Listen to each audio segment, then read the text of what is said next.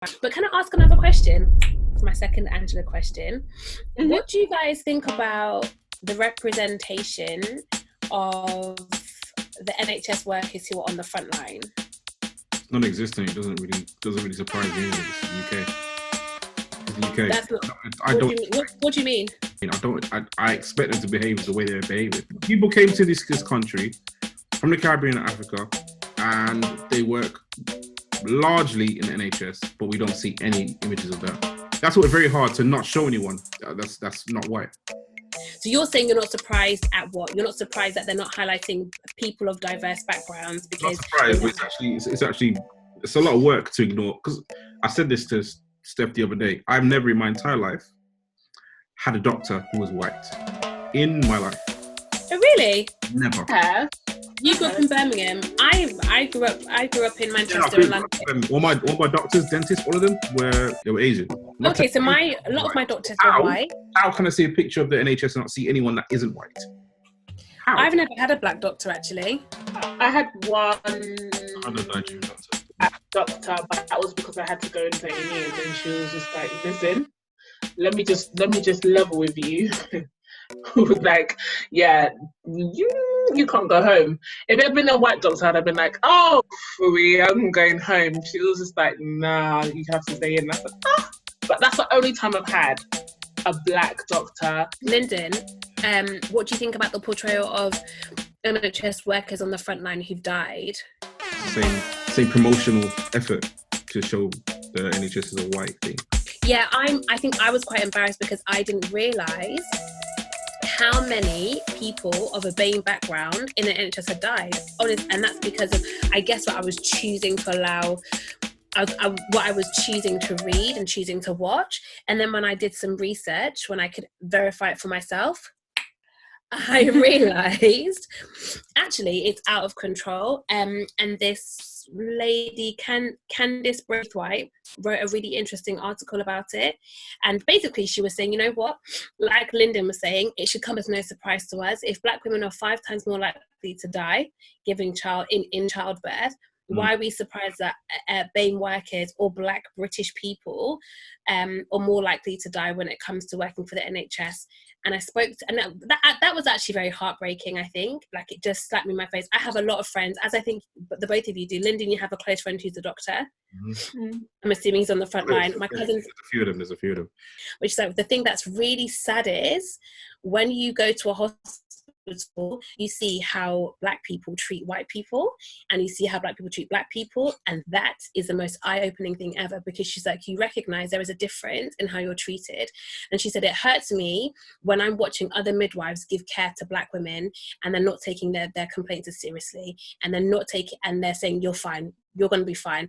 And I think some of that is because of, there is this attitude of, oh, let's serve the white person better, quicker, faster, stronger, for whatever reason. And she was like, Grace, I can tell you for a fact, I see that every single day in my hospital, and I'm not the only person. And it took me a long time to not be obsessed about it. But now I'm like, you know what? It is what it is. And you know what? I think it's partially because as well that they feel like, or there's a sense, and it is true to an extent, that the consequences of letting down a white patient are greater, or there'll be more people, they'll look into that more than if it's a black, Asian, any kind of ethnic minority patient, that they feel like, it won't be that much of a big deal. I think subconsciously they feel like, oh my God, I need to take this seriously, because if something goes wrong. How about you take every patient seriously equally? It's not difficult to do that. I don't understand it. If you're a healthcare professional, this is a patient, you do your best job with that patient and then move on to the next. But you know what? I realized in talking to my friends, and even like, I never forget, a friend's father had a stroke, and so he had like a lot of rehabilitation, and one day we were happening to walk down the ward, and my friend could hear her dad saying something, and she walked in, and so he had lost his ability to speak properly, but he could still like talk, and he was saying, don't bring that nurse back to me. I don't want that nurse. A black lady. And she was like, why? He goes, she shouldn't be a nurse. And we noticed over time that he wasn't really responding very well to her. And basically, I wouldn't say she was abusing him, but she was not giving him correct care. And I kept saying to my mum, why are people nurses if they don't want to be nurses? If you don't want to give care to people, don't be a nurse. If you want to be rough and tough, go and work, go and do something else, go and be a professional wrestler. It's not, you can't bring that same attitude into a hospital. And mum was like, let me tell you something. There's a lot of people who work in NHS who don't want to be in their jobs. They're doing the bare minimum. So, Lyndon, you're saying, oh, why can't people just be treated equally? I don't think it works like that. Then treat everyone as crap as you treat the last person then. Well, that's true. Yeah, that is true. Treat everyone the same. It irritates me. And when you mentioned how black women are five times more likely to die in childbirth, what the hell is up with that? You know, I didn't know that until, I think it was Beyonce and Serena Williams who said that. They highlighted that as in America. I don't even think it's 5 times, it's much more. Didn't Beyonce nearly die? Was it, maybe it was Serena Williams. I think basically I'm going to fact check that because I don't want to get it wrong. But what they were basically saying, the midwives and doctors were not taking their complaints seriously about how much pain they were in. And they was like, oh, you'll be fine. Black women have got a high pain threshold. Who told you that? Been in a black person's body and felt the pain. I don't understand. How do you know that? That comes from slavery anyway. That comes from slavery. So, yeah, it was Serena Williams. She had complications after the birth of her daughter, and she said that it was only at her insistence and because she's Serena Williams. Mm-hmm. Do you understand? The implications of messing that up are far greater than the implications of messing me up. Mm-hmm. So it was her. She almost died after giving birth.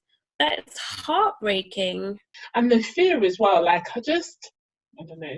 And I think it's also, the thing is, a lot of this you're saying, Lyndon, why can't they just treat everybody the same? A lot of this is subconscious because I feel like a lot of them, apart from the evil ones, I'm saying like that to do something, it's certain quality. It's you're consciously doing your job. You're consciously getting your job, so you can treat everyone the same. I know. It's not subconscious. Okay. It's rubbish. But what I'm trying to say is, Lyndon, I think if you ask them if they were aware of the difference in service that they're giving, they probably wouldn't be. I think that there's a basic level that they're trying to keep for everybody, but they're probably more sensitive to someone complaining about pain than if they were talking to a black woman. Like they're more attentive, and a lot of the times I think it's that subconscious. It's a subconscious thing that they do, and it's an unconscious bias.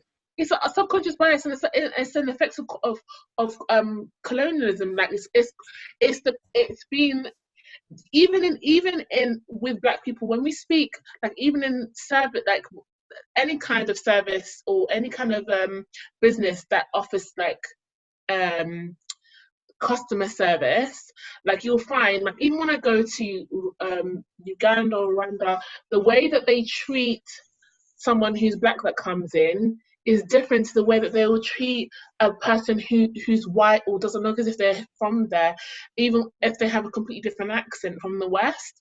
And sometimes I don't think they go out to say, some people go out to say, actually, I want to treat this person better. But a lot of times, I think even the people who have said, no, I don't want to do that, subconsciously, there's some things that you actually have to untrain yourself, like to really, oh my gosh, why did I respond in that way to this person, not respond in that same way to another person? Mm. I'm basically what I'm saying, Linda, is that I don't think everything that they do, they consciously go out to say, right, today I've got this many ethnic minority patients and this many white patients, and this is the level that I'm going to give my white patients, and this is the kind of stuff that is just not going to be available to our black patients. It's not like that clear cut. Yeah, right. But I get what you're saying, but it just sounds like a lot of it sounds like excuses to me. It just sounds like excuses. It's not to excuse them or to what's the word I'm looking for? Not alleviate, but it's not to like relinquish any kind of responsibility. No, it's just to say that actually they need to think even deeper as to why this is happening, why it continues to happen, because we can't assume that everybody, black and white nurses, hate black or minority patients. We can't assume that all of it is down to them consciously hating them. If you have the mental capacity to treat someone who doesn't want you to treat them, because in the other way around, you have white patients that don't want black or Asian people to treat them, right? Sometimes you have to anyway, right? So I'm talking to my friend who's a doctor. He said sometimes you have to anyway. Obviously, you have to treat them the same as everyone, right?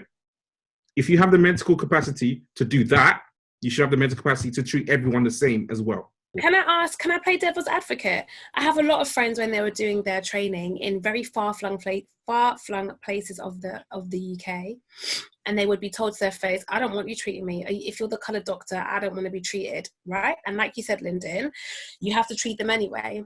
So here's a very honest question that you don't have to answer. Do you think that all of your doctor friends, in every instance, when they were told, I don't want you treating me, you're a black girl, don't touch me, you've got dirty hands, you don't know what you're doing, where did you even go to university, all that to your face, yeah. Do you then think the level of care was good? Well, number one, was it good? Number two, do you think it was how your friends treated all their other friends, all their other patients? Because I can tell you for a fact, my friends, they told you that they don't want you to care for them. Yeah, but you still have to do it, Lyndon. Right? You still have to do it. But you still have to do it. Do you do it to the same level of care that you do to the person who said to you, thank you so much, doctor, you have helped me. Hallelujah. You have solved my problem, whether they're black, white, Indian or Chinese. If the patient decides to act like that in the hospital when they need care, they might die because they're still going to have to get that black person to care for them anyway. So you're an idiot for doing that. But sometimes you still have to care for them. So if you're able to force yourselves to do that, if you have to as a healthcare professional, if you still have to care for them in a certain level, then you can also care for everyone the exact same way. Right? Lyndon, but you have to understand though, Lyndon, that it's not. This is not a factory, and these are not machines. Like the level. Wait, let me land. The level. What's the word I'm looking for? Like, it's the quality control is not as simple as I give this kind of service every single time and it's exactly the same every single time. Different factors can change things and you don't know. And I feel like actually when someone said they don't want care from you, you actually, and you have to go and do it anyway, you start operating from a very conscious part of your mind. So now you're aware that the person doesn't want it and you're forcing your care on them. I think that's very different to when you're working on autopilot. I think you're more susceptible to subconscious kind of like, oh, like it's not coming to the front of your mind. Whereas if someone said no and you're not in a situation where you're like, okay, now I have to like switch on, like I feel like you operate from a completely different part. So I do think you're now aware of you're more aware of what you're doing or what you're not doing when you're in that kind of situation. I think what I'm trying to say to you is that not everybody, I know that there's some people who go out there to say, you know what, I don't really care if it's a black person, like I don't really care about them, but I feel like there's a lot, if you're talking about other black nurses, other Asian nurses, nearly like mistreating their patients, you have to ask the question as to how is this happening and how is this happening on a large scale, and it only can be down to subconscious. Yeah, it has to be. And I think a lot of it is down to training. Oh Jesus, help me. A lot of it's down to training. My friend said, what I'm saying is I'm not excusing that behavior. It's not that it should happen. It's just that's what is. Do you understand what I'm saying? Well, this is not to excuse them. We're just saying what is happening at the moment, and they should be held accountable and really and truly the way that everybody that should be held to a better standard or higher standard they should be, especially when you're working with people who are vulnerable and who are really depending on you and it's an actual life and death situation. You with great I'm gonna make my own up. I'm gonna make it up. Listen, wait for me.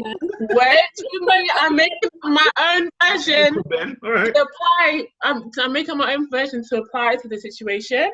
With great responsibility comes great more. It's mine. Let me say it. It's marbles. Yeah. With great responsibility comes great responsibility. When you've been given great responsibility, you need to be responsible.